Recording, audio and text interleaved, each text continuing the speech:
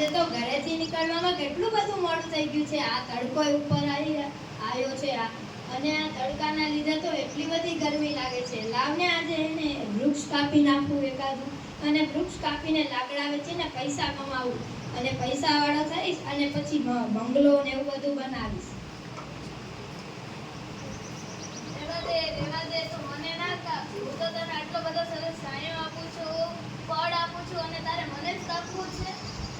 હા, તને કાપીને આજે હું પૈસા કમાવીશ. રેવા દે તો મને ના કાપ.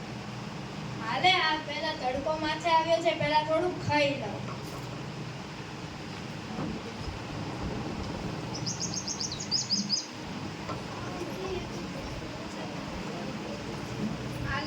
આજે તો કઈ ખાવાનું ના કરતી તું ઘરવાળી. એને તો અહીંયા બેઠું બેઠું ખાવ છે, મને તો નકરું પાણી જ આપ્યું છે. આજે તો પાણી પીને જ હલાવવું પડશે.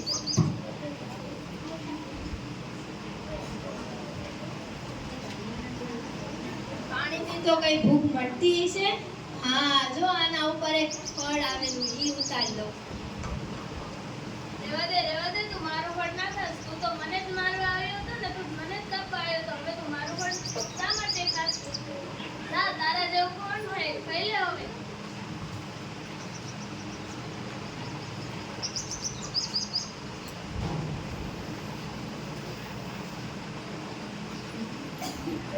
વાહ, આ તો ફળ બહુ જ મીઠું છે.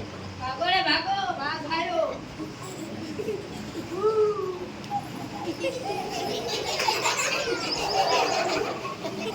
લાઈને આ ઝાડ ઉપર ચડી જાઉં.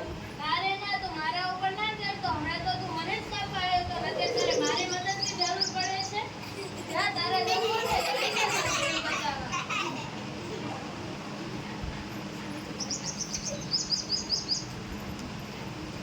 હા, એટલે આ તો આ ઝાડના કારણે જ જીવ બચી ગયો. જો મેં આ ઝાડને કાપી નાખ્યું હોત તો મારો જીવ કેવી રીતે બચ્યો હોત? ઝાડ આપણને શું શું આપે છે? ઝાડ આપણને સરસ મજાનો છાંયો આપે છે અને ફળ પણ આપે છે, જેથી આપણી ભૂખ મટી શકે. અને એ બધાથી વસ્તુ તો તે આપણને ઓક્સિજન પણ આપે છે, જેને કારણે આપણે જીવી શકીએ છીએ. અને ઝાડને કારણે તે પૃથ્વી ઉપર વરસાદ થાય છે. એટલે આપણે ઝાડને કોઈ દિવસ કાપવા ન જોઈએ. હા, તમે પણ ઝાડને કોઈ દિવસ ન કાપતા. જે ઝાડ સુકેલા હોય, જેના પાંદડા ફરી ગયેલા હોય, તે તમે કાપી શકો છો. પણ જો તમે લીલા ઝાડને કાપી નાખશો તો તમને ઓક્સિજન કેવી રીતે મળશે? આપણી પૃથ્વી ઉપર વરસાદ કેવી રીતે આવશે?